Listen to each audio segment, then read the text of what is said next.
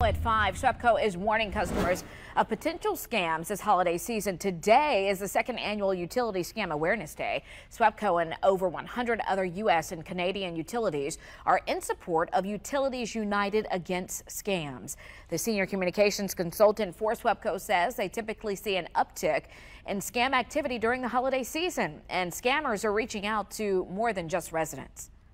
Last year, we got a call from a small business. It was a dentist office in Bossier City, and a scammer had used an app.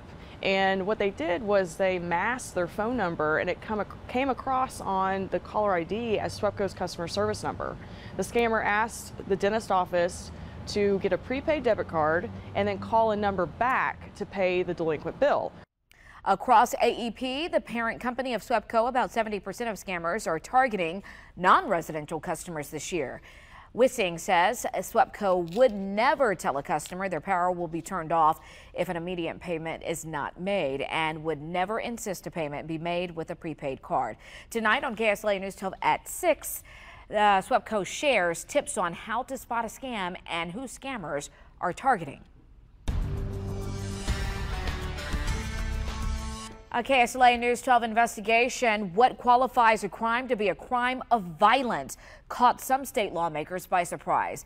In an earlier investigation, we explained that in Louisiana, a victim has to be burned severely for a crime to be called a crime of violence.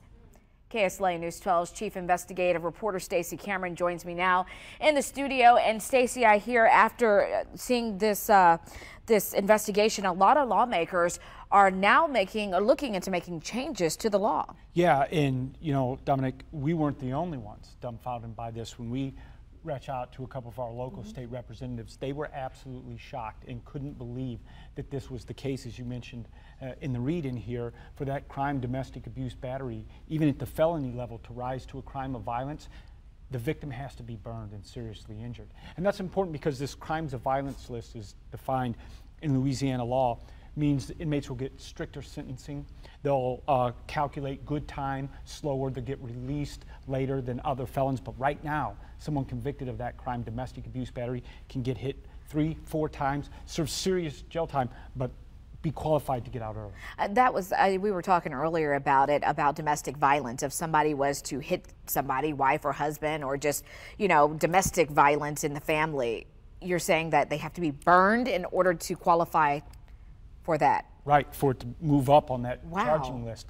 Now, the first time domestic abuse, battery, unless the person obviously is burned, it's understandable that that's just a misdemeanor, and there's diversion programs to get a person help and allow the spouses or family members to work things out. But when you start talking about this crime happening a second, third time, and the violence escalating, we're